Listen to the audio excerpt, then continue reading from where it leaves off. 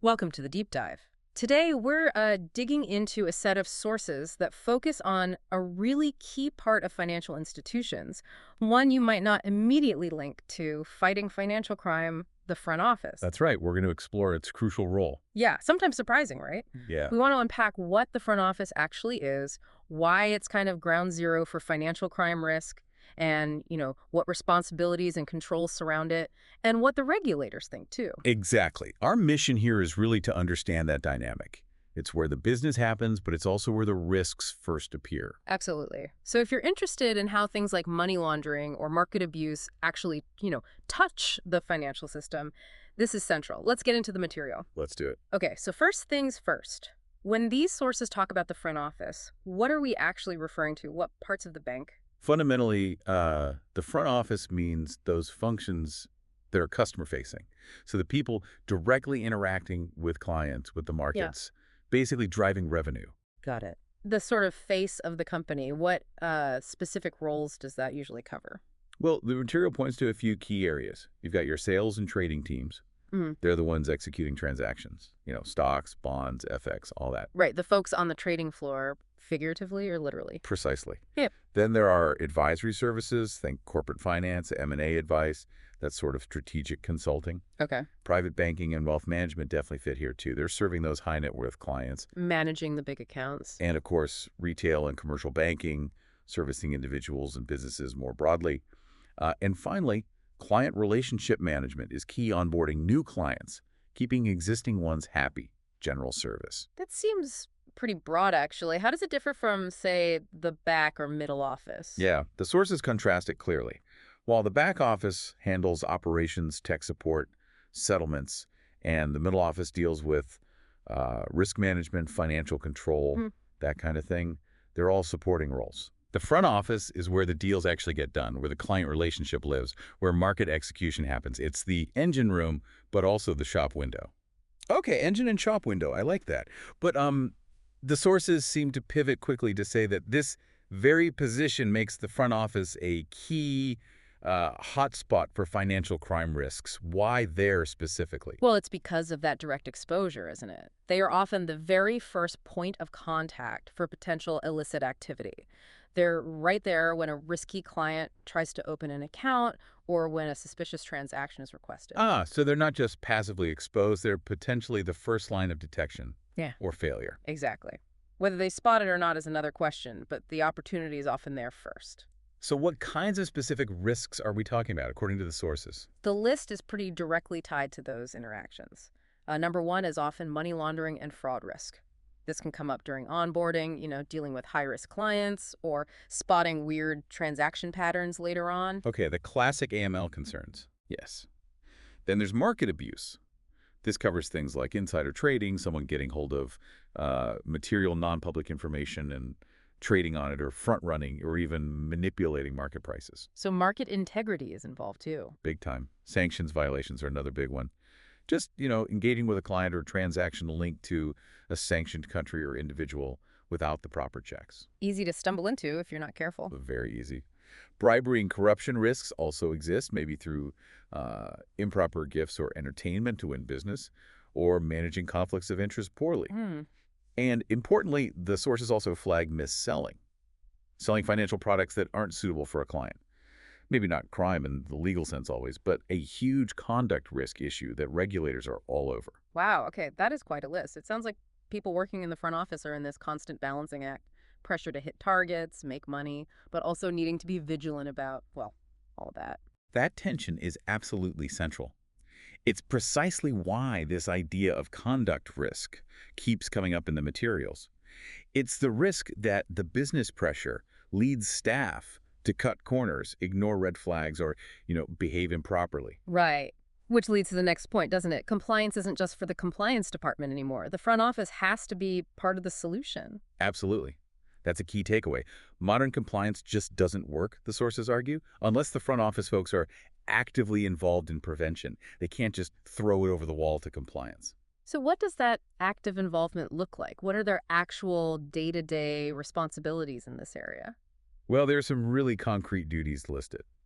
First off, conducting that initial client due diligence, the whole know your customer or KYC process. Right. That happens right at the start during onboarding. Okay, so getting that baseline understanding of who they're dealing with. Exactly. Hmm. They're also expected to spot and, crucially, escalate red flags. That could be anything: inconsistent documents, weird explanations for wealth, unusual transaction requests.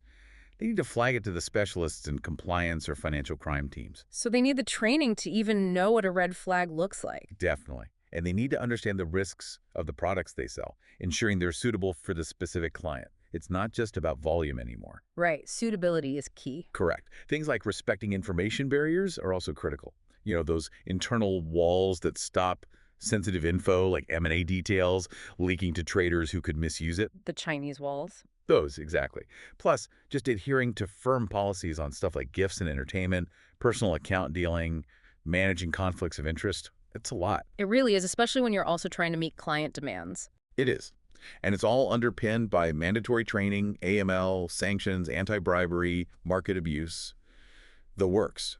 The goal here, the sources suggest, isn't just ticking a box. It's about building real accountability and embedding ethics right there on the front line. Okay, so if they have all this responsibility and the risks are so high, how do firms actually make sure this is happening? How is the front office supervised? Who's watching the watchers, so to speak? Yeah, good question. The sources point to significantly enhanced supervision. Given the risks, control functions like compliance, risk management, internal audit, they're all applying much stricter oversight to front office activities now. And what kind of tools or methods are they using for that? A range of things. Pre-approval workflows are common for higher risk actions like taking on a complex new client, launching a novel product, moving into a risky jurisdiction. You need sign-off first. Right, a gateway. Exactly. Then there's massive use of technology for surveillance. Trade surveillance systems constantly scan trading activity for unusual patterns that might suggest manipulation or insider dealing. So algorithms looking for those red flags in the data. Pretty much. Electronic communications monitoring is also standard systems, scan emails, chat messages, sometimes even recorded phone lines, looking for keywords or suspicious conversations. Wow, okay. Big brother-ish, but I guess necessary. That's the regulatory expectation, certainly. Other controls include restrictions on personal trading for staff and formal attestations where individuals have to personally certify they're following the rules. The UK's SMCR regime is mentioned as a prime example of holding senior managers personally accountable. The senior managers and certification regime, yeah. Is that level of scrutiny the same across the board, like for a retail teller versus an investment banker? No, the material suggests it's risk-based. Controls are typically much more stringent and technology-heavy in those higher-risk business lines. Think investment banking, FX trading, private wealth management.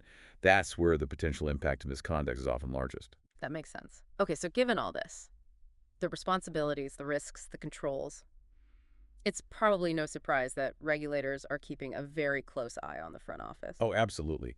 Regulatory scrutiny on the front office's role in financial crime and general market conduct is intense globally.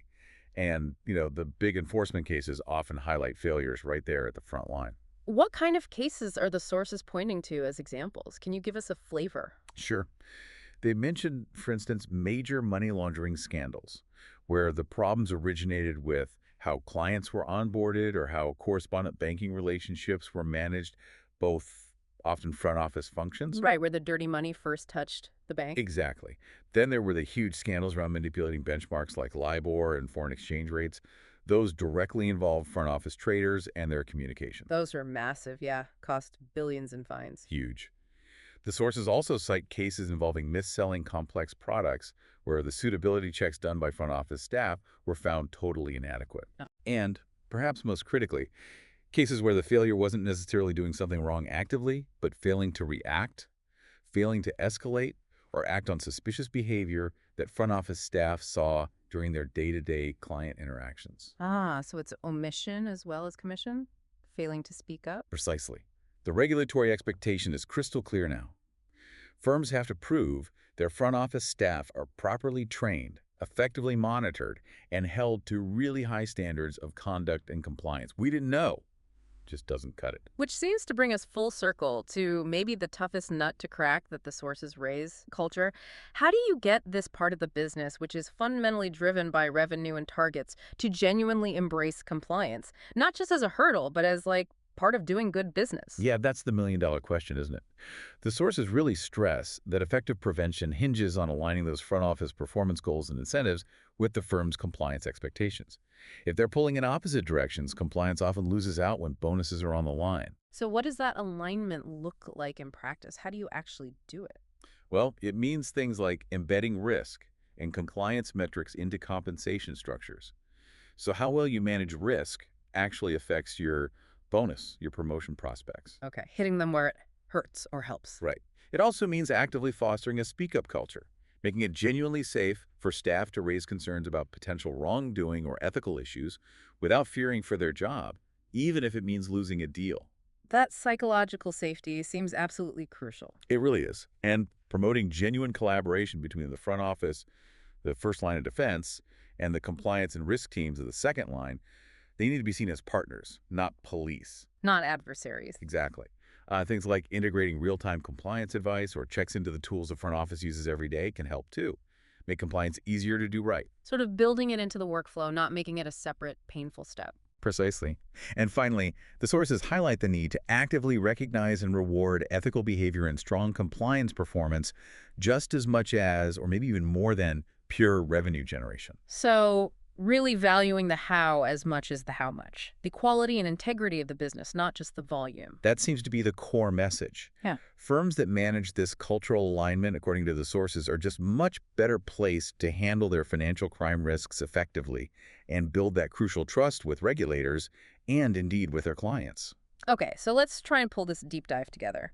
The big takeaway seems to be that the front office, well, it's way more than just the sales team. It's this high-risk, high-stakes environment right at the sharp end.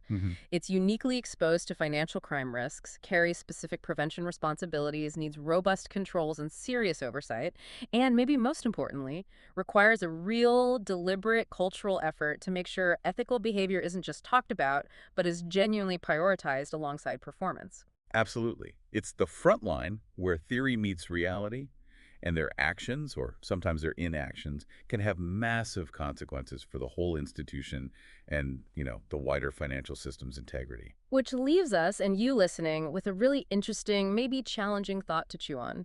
Given that relentless pressure to generate revenue, which isn't going away, how can financial firms truly embed a compliance culture where doing the right thing is consistently valued, incentivized, and rewarded right alongside, maybe even equally with, hitting those demanding business targets? It's a complex puzzle. It really is. A fundamental one, though, based on everything we've just discussed from the sources, for truly effective financial crime prevention. Something to think about.